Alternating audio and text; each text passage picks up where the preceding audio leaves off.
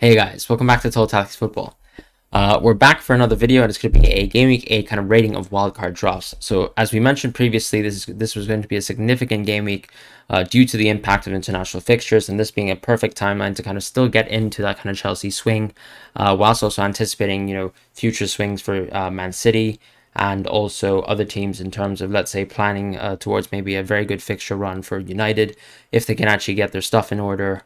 But also making, adaptations to also the midfield now that we've kind of moved away from, let's say, these kind of 7.8 to maybe 8.1 priced midfielders, and maybe moving into more consolidated assets such as Son, even considering players like KDB and Mane in the future, and also just looking at the wealth of enablers available for our team. So the first thing that we're actually going to look at is FPL Ines Team, and you'll find her on Twitter as well.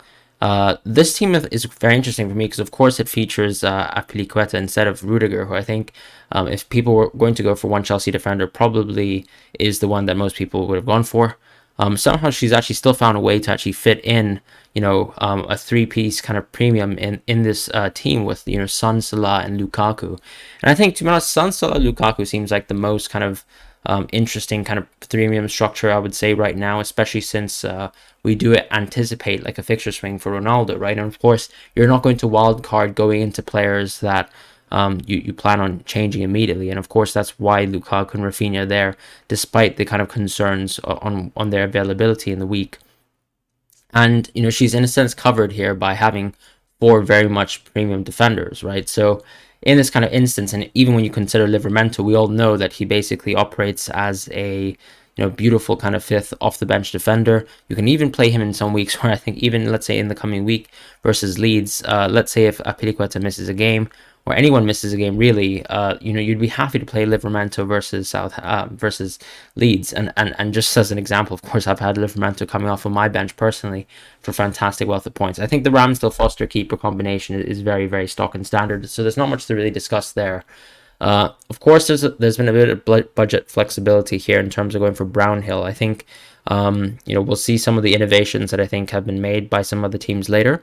But with exception to that, I think the most glaring kind of part of this draft, not in a negative way, is going to be the double Brentford. And yes, we have this kind of Chelsea fixture coming up, but we've seen their ability to actually penetrate versus top teams, namely the kind of Liverpool game, especially at home. And I think there's still a wealth of overwhelmingly good stats, right, for these kind of Brentford players, and I think I'd be happy to have either one of Tony and Mbemo in my team, to be honest. I think Tony, as we've seen over the course of the season, has become much more of this kind of assistive asset and someone who's a bit more talismanic overall outside of FPL actually. And conversely, you have another piece such as Hwang, who I've actually championed myself quite often lately. So this kind of structure kind of is quite similar, I would say, to one of the wildcard drafts that I debuted in a previous video. Hey guys, I'm going to cut the video off here just for a second, just to shout out OneFootball. OneFootball is a fantastic football app that would be perfect for all kind of FPL users. Not only does it cover the Premier League, but it also covers multiple leagues around the world, intercontinentally as well in terms of the Champions League, and also looking at international fixtures as well, World Cup qualifiers going so far, which would be super interesting, especially since we're looking at wildcard drafts. Effectively, the point of the app is to make sure that you have all your kind of news and kind of all your interests in terms of football being held in one place as a football fan. You can kind of find the latest news in one place. You can find, what managers are saying about players, what the updates are in terms of injuries, all in one place, statistical analysis, and also even predictive kind of opinions as well being held. So you can kind of get your gauge and your kind of full sense of, football fandom from this one place. The link is in the description below. Please check it out, and I'd love to see you guys on the app. The only kind of exception being Azpilicueta, Laporte, and also, I believe, Mbeumo. I think I suggested Gallagher if you were going to go for a Brentford double up. But I think, if you are confident about Brentford, and I think also there's kind of maybe reasons to be a little bit drawn away from Gallagher maybe in recent games, especially looking at the fact that he's been substituted now, which puts him in the same kind of category as Mbeumo, right? And if you think the fixtures are slightly better for Brentford, then obviously Mbeumo appears at a much cheaper price, and perhaps there's also more confidence as well in terms of Brentford, and I can't deny that being a good thing. I still think the pivot is available. Perhaps it's a little bit trickier to move away from Mbeumo, who's probably a little bit cheaper than some of the other kind of enablers such as Gray, Doucouré, and Gallagher, but that's not really an issue, right? I think you can kind of trim down your defensive budget in the future if, let's say, someone like Laporte is no longer getting the games that you'd like them to play. And the same thing with Azpilicueta as well, right? So that's kind of how I see things. I think Son, of course, is once again the diamond if you ever go for this kind of structure, and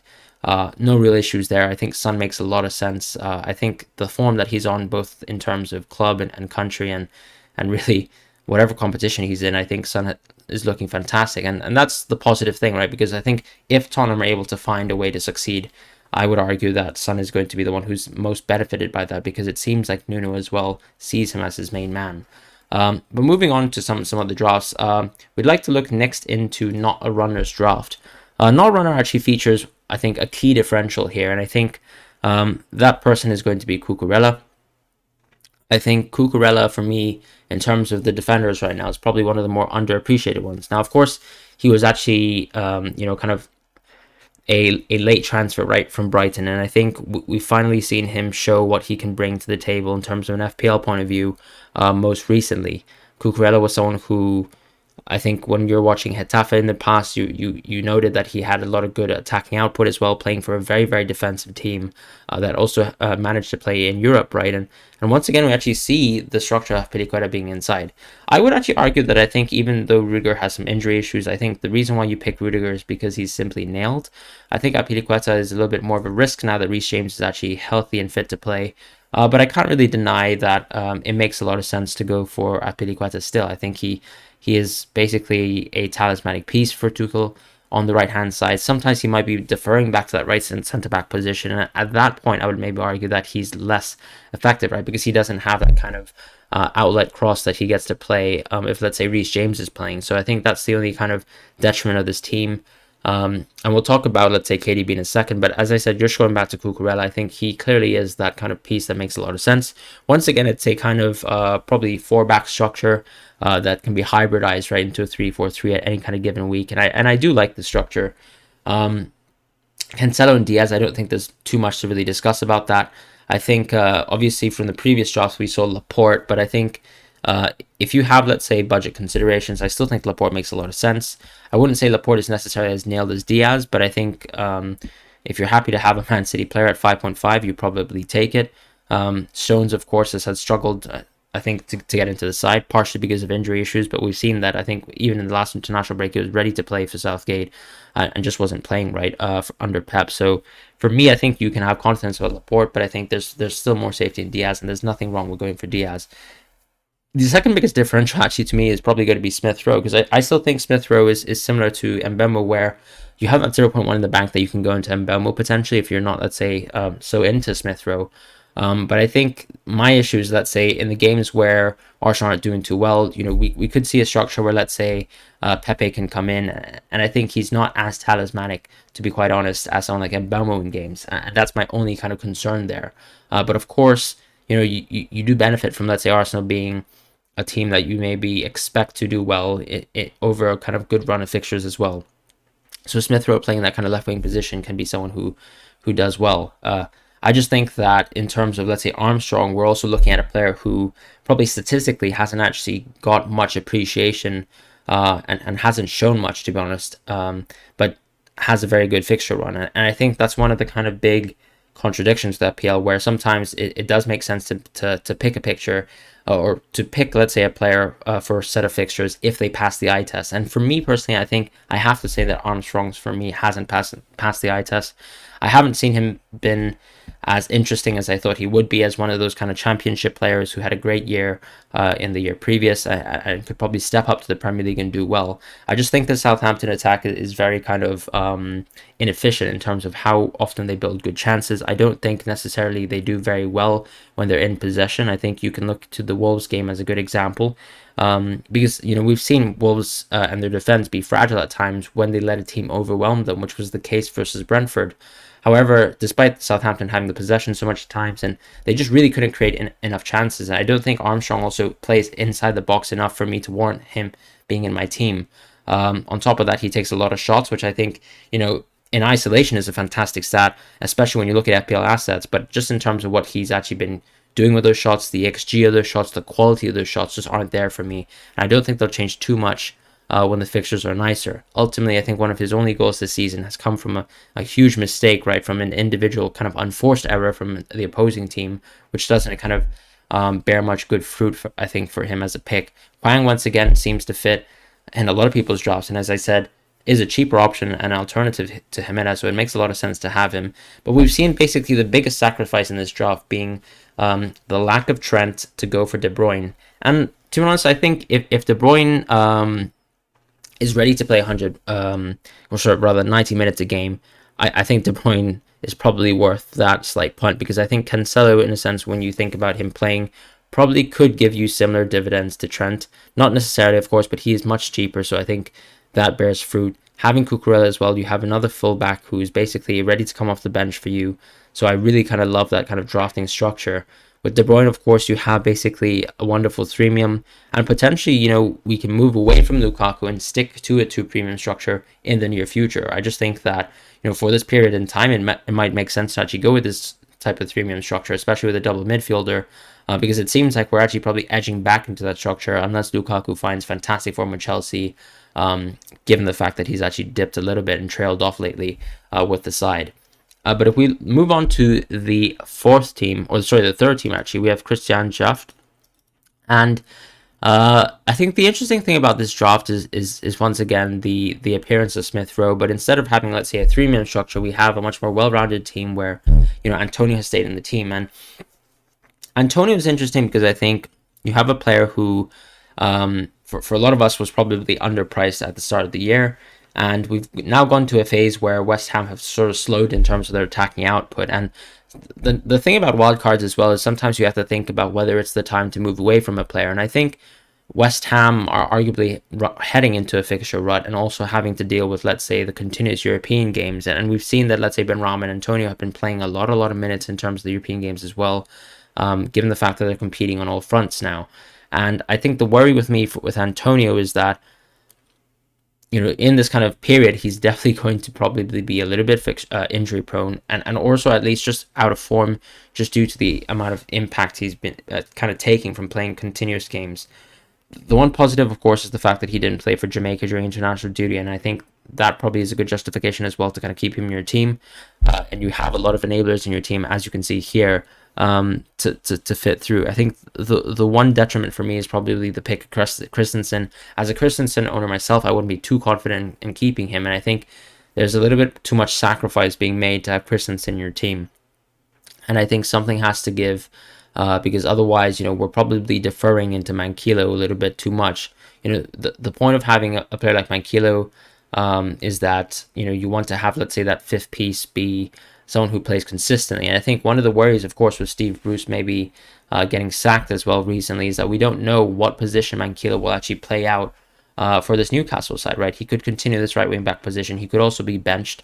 You then also have Christensen, who could be benched, and then Cancelo, who could be benched. You don't really want to have 3 defenders who can be benched, because ideally you need to play 3 defenders every week. So I think that's the slight concern for me with this draft. I think the rest of it makes a lot of sense. We've discussed picks like Tony and Smith Rowe. Yes, I think Smith Rowe probably is very nice. He was at a good price, and I think justifiably had a price rise. And perhaps, to fit everything in, just to have Foden in your team might be worth it. But we could consider maybe upgrading, let's say, Christensen, so that we downgrade Antonio perhaps in the near future, and maybe also use the excess cash potentially to upgrade Manquillo to someone who's actually starting a week in and a week out.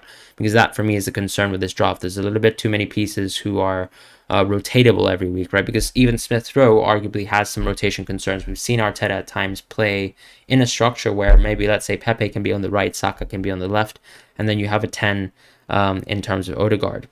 So that's really the kind of concern with this draft. Otherwise, I think in terms of the Man City, I think this is the right period to get 3 Man City players. Perhaps, we were overestimating Chelsea a little bit, but I also think it doesn't make too much sense to be completely off of Chelsea. I would still have that one Chelsea piece, and we see a Chelsea piece here. We probably just want it to be someone who's a little bit more nailed, right? Because Christensen, for me, doesn't hold too much value. Someone like Cucurella is even more interesting to me at this point in time than Christensen. The next draft is going to be from ilysmbrp. This draft has a 0.2 in the bank. Once again, we have a double up of Chelsea instead of Man City. And I think the nice thing with that is, the ability really to move, and let's say Apiliqueta into once again Diaz. We've discussed, of course, the detriment of Trent, but I think, you know, if you're going for a 3-man structure and you're going for a temporary kind of operation here, I think it totally still makes sense. You also have, you know, a multitude of enablers in this draft, perhaps a little bit too much, I would argue, because arguably here we have maybe 4 defenders who could play every week. We have 5 midfielders who could be playing every week, and then we have 3 forwards who could be playing every week. I just think that the selection headache in this team is way too apparent. You're probably going to be deciding between 3 or 4 players every week, you know, as opposed to 2 or 3 players. You want your bench to still have fodder pieces like Livramento, and then maybe another fodder piece. Arguably, maybe Tomiyasu could be that pick, and you go for a 3-5-2 every week, or maybe a 3-4-3 when it's kind of convenient. But I think, you know, leaving a player who's, let's say, 5.5 or 5.6 on the bench every week is always something that I struggle to, let's say, accept every week, and that for me is the main concern, right? Because I think when you kind of looking at this draft structure, I think probably on balance we'd say Man City's the better defense. You probably are sacrificing Trent justifiably for Son, but then in terms of the selection headache, I think, you know, you probably play Armstrong for some of the near fixtures, and then Mbemo as well. But then you'll find opportunities to not play Hwang, maybe because you think that the Everton fixtures are good, and I think that's really the concern there. And then there's also going to be fixtures where Tomiyasu is going to be part of the Arsenal double up that you have. I just think it might be better just maybe consolidating one of those pieces back into, let's say, a 4.5 player. Someone like Norman, for example, would make a lot of sense for me, so that you can actually make sure that, you know, you also have the funds to, let's say, move into some of the mid-tier midfielders if someone once again becomes interesting. So let's say if Foden or some of the other forwards actually become approachable and interesting again, you know, we don't really have the capacity in this draft to actually move into them unless we want to drop a big premium. And that perhaps is worth it in the short term. But I think for now, I would say that there's just too much flexibility in this draft. You probably want to actually look specifically at the fixtures of the players that you have, see who actually like belongs in your team for the near future, who you'd be happy to drop in the next few weeks. And if you have that headache still, you probably want to revise the draft a little bit. You want to kind of focus on players who you think are playing in fixtures that you actually like and would like to have for most of the weeks, as opposed to just picking players that you think are very strong in the future and then having to make decisions. Because I wouldn't want to make an executive decision where I drop Hwang onto the bench on some weeks where it seems like he makes a lot of sense, because I think honestly, arguably for Mbemo, Doucouré and Hwang, all these players have fantastic games coming up ahead. The last draft is going to be from Sam G. This draft, I think, is the most interesting draft in the sense that I think it's probably the most, I think, differential heavy draft, I'd probably say. You know, once again, we have the 3-man structure with Cancelo. The backline is actually the most stock standard, and I do like that. I think that going for Duffy and Livramento makes a lot of sense, because we've, once again, you know, hit a period where Ramsdale and Duffy basically covers you versus the Sanchez ownership. It also covers you in terms of all the other players who've wildcarded late, right? So you kind of have the best of both worlds there.